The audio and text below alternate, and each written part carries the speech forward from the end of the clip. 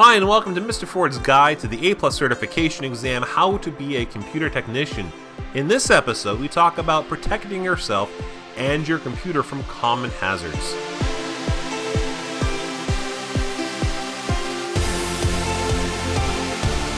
So welcome back. In this video, I want to talk about some common issues, some common hazards that you're going to run into, as well as ESD, electrostatic discharge. But first, when we're talking about personal safety, when you're playing with the computer, it's really safe to play with. You can really mess with the insides of a computer, and there's really not a lot of things in there that can hurt you. Now, there are some exceptions. Any old-time tech will say, oh, you bang your hand. Yeah, you used to get cuts in your hands all the time if you're working on the inside of a computer because of sharp edges and all that stuff, and they've kind of rounded off a lot of those over the years. But there is something that you need to be aware of when you're working inside of a computer, and that would be the power supply of doom. The power supply, a little preview for when we talk about this in hardware, the power supply's job is to convert AC power from the wall into DC power, which is what your computer runs on. And inside the power supply, you have something called a capacitor. The capacitor is a device that can store electricity. It can store electricity even when the computer's unplugged. And so when you're working on a power supply, remember the simple rule of working on a power supply, and that is don't. Do not open a power supply. Do not work on a power supply. If the power supply has gone bad, simply buy a new power supply. The only two things you should be doing with a power supply is blowing air through it to clean it out with your canned air and either installing or replacing it. You do not open the power supply. You do not open those things. They are black boxes of death. Do not open them, okay? Also, be aware that inside monitors, and monitors is another device that you're really not opening to work on, but inside a monitor you also have capacitors, which again can pack enough power to make you have a very, very, very bad day. So stay away from the power supply and stay away from the inside of the monitors, and you should be just ducky as far as working on computers. So the next one that we need to talk about, and this is shown up on exams by the way, is fire. Fire's bad, okay? Computer fires are most likely an electrical fire, and you want to use an ABC fire extinguisher or a C-type fire extinguisher. You never want to pour water on an electrical fire. And even if you think you put the fire out, you still need to call 911 or whatever the number is in your country to have the fire department come out just to make sure the fire has been taken care of. Case in point, when I had an office, I used to do computer repair out of my own office. We had a fire in a common area. I was the only one there late at night because I was working on computers. I had a fire extinguisher, put it out. Oops, I called the fire department anyways. They came out, and sure enough, there was a smoldering fire deep within the wood that I couldn't get to with my fire extinguisher. And if I had left it, it would have reignited and bad things would have happened. So even if you put out the fire, make sure that you have called the fire department. Now, there are different types of fire extinguishers, and you need to be aware of these for the exam, and they're not that hard to remember. You have the fire extinguisher type A. A is for ash, okay? This is used for ordinary combustible materials like paper, wood, cardboard, most plastics. A for ash, because when you burn paper and wood, it turns into ash. B is for flammable or combustible liquids, so B is for barrel of oil. C is electrical fire. C is for current.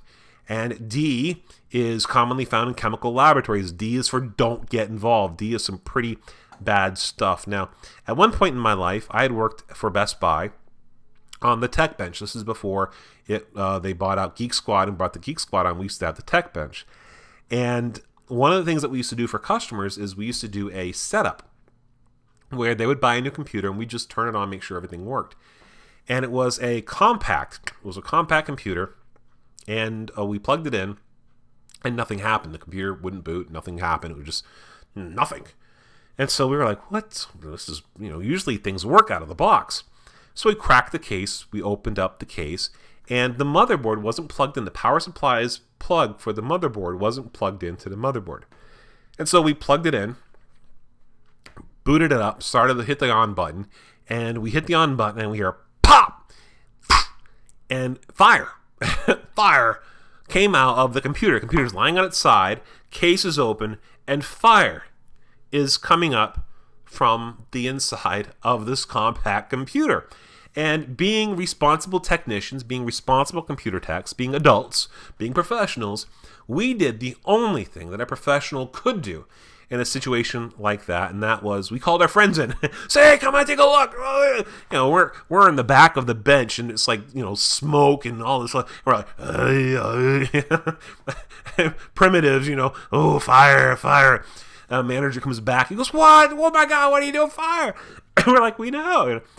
We had a meeting afterwards about basic training, basic fire protection, and we were told that if there's a fire, the proper response is to let management know not to have a bonfire in the back. So that was fun.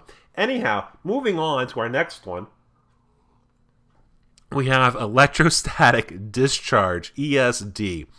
Electrostatic discharge is a buildup of static electricity that will discharge into a ground. And basically, if you've ever dragged your feet onto your car on a carpet and touched somebody and it went zap, that's what we're talking about with ESD. And some numbers you need to be aware of. At 3,000 volts, you feel it. So when you zap somebody, it's approximately 3,000 volts. When you see it, which is pretty bizarre, that's about 20,000 volts. 30 volts can kill computer components. So the take home on this one is you can be slowly frying computer components through ESD and not even being aware that it's occurring. And there are different types of ESD failures. There is the upset failure, which is basically a hiccup. No detectable physical damage, one-time failure, such as when your PC just reboots itself, and it's fairly common. The computer just hiccups. Degradation failure, what happens here is you have physical damage that happens over time. It's very hard to find the cause. It's intermittent failures, fairly common and tricky to diagnose, and they don't always show up. Sometimes they show up, sometimes they don't show up. This is something where you'll have it on the bench and everything will be working and you think everything's fine and you send it home and boom, it happens and the customer is upset. So those are always fun to try to figure out. The next one is catastrophic failure. This is where boom, it's dead, it's done, it's fried. You know exactly what's wrong. It doesn't work anymore. I mean, it's gone right there. So how do you protect yourself from ESD? They have grounding straps, wrist straps, or ankle straps that you can wear. And the wrist straps you put around your wrist and you connect it to a ground. These are used pretty much for show in a lot of cases. You have to wear them for CompTIA A+, and you're supposed to wear them when the managers come around. But most technicians don't wear these because you really don't need them. And I'm going to talk about what we typically do when we're working on computers.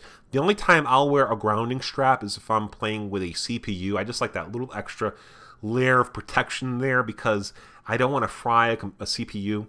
But for the most part, you have the wrist straps. You connect them to the chassis of the computer or the grounding mat. Again, it's mostly for show. Moving on. If you have carpet under your work area, which is probably the worst thing you can have under your work area when working on computers, you might want to spray it with some anti-static chemicals to reduce buildup. You can also take a fabric softener sheet and wipe the ground with it, wipe the carpet with it where you're working. Put electrical parts in an anti-static bag. That's a great place for them, and they're called anti-static bags for a reason. Use the grounding pad under the PC and touch it before you touch the PC. Again, you'll have your ESD grounding pad. Remember we talked about in Tools of the Trade, that little placemat you want under the computer. You touch it, then you can play with the computer. It's all about grounding yourself, getting rid of your charge before you touch the computer. If you are in a dry, cold environment, you probably want to run a humidifier. You want at least 50% humidity in the room when working on a computer. Now, here in the Houston area, not really an issue for the most part during the regular seasons because it's pretty humid out here. During the winter, things can get dry. So if you're working on a computer in your very dry environment, run a humidifier. Another one that you have to be aware of, and this is always a big A+ question, and that is ESD is a bigger problem in dry, cold environments. So come wintertime, it's dry, it's cold, and you're zapping everything. So you need to make sure you take special precautions in that kind of an environment.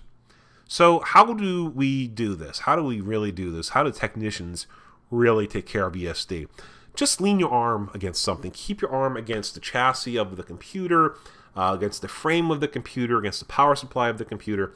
As long as you have a body part touching the frame, the chassis of the computer, you should be fine. So that's how most of us do this anyways. And you only break out the ESD wrist straps when management's around. Now, one time when I was, again, working for Best Buy's Tech Bench, we had the district manager, come by. We had the district general manager. So, we had to lay out the red carpet and make sure we clean stuff. And, they came back and they told us, you have to wear your wrist straps. You have to wear your wrist straps. We're like, where are the wrist straps? We haven't seen them in forever. Do we have wrist straps? We found the wrist straps. And what we did is we actually took the alligator clip and put it on our belt loop. So we had the wrist strap connect belt loop, which does nothing if you know about electricity and current flow. It does nothing, but it looked good. And he came back here and he's like, oh, nice to see you're using the wrist straps, because somebody told him about wrist straps on the way to the store. Oh, gotta love management. Anyhow, so that is the wrist straps there. Now, there might be a trick question that you might see on the exam. This shows up sometimes, and that is, what device should you not wear a wrist strap while working on? And that would be anything with a capacitor. Again, you're not opening a power supply and you're not opening a monitor, but if you're asked on the A+ exam, what shouldn't you wear when working inside a power supply or inside a monitor, the answer to that would be wrist strap, because now you're just a lightning rod waiting to be fried. The other thing to be aware of is dust. Dust bunnies. Dust can build up inside of a PC, it can build up on components, and it can actually cause an electrical charge. So if your computer is over a year old and you haven't cleaned it out, there could be layers of dust on your parts, which almost create like a thunderstorm of electrical current. Imagine that, like a thunderstorm in the ground, zzz, back and forth. It can create electrical charge on your components and cause erratic behavior up until the point of failure. So you really should clean out the inside of your computer about once a year. Do it outside first, I would recommend. Take your computer outside if you've never cleaned it out. Take it out of the house, take it out of the apartment, take some canned air, spray it out outside, get rid of the big dust bunnies, and then proceed to clean it out, okay? Also, you're not supposed to have them on carpeted floor. Carpeted floor increases the amount of dust. Pets increase the amount of dust that gets in computers, and for some reason, birds just kill the inside of computers. And finally, although not on the exam, important to pay attention to, so if you haven't paid attention to anything else, this is something important to pay attention to. If you're working on a computer and you see black little specks around the power supply, get rid of that power supply, get rid of that computer, get it out of your bench, get it out of your shop, get it out of the area as quickly as you can, because the black specks are actually roach droppings, which means that the computer has a infestation of roaches. And you don't want roaches running around your shop. Again, going back to my Best Buy days, we had a computer checked in, it had black spots all around and nobody knew what it was. This is one of these learning experiences, teachable moments. And we had baby cockroaches on the bench for about 3 months before we could get rid of them. They were horrible. And so you'd be sweeping up at night and then roaches run by. You're like, nasty. So black specks are bad, means you got roaches. Okay, in our next video, we're going to get into more depth talking about electrical hazards.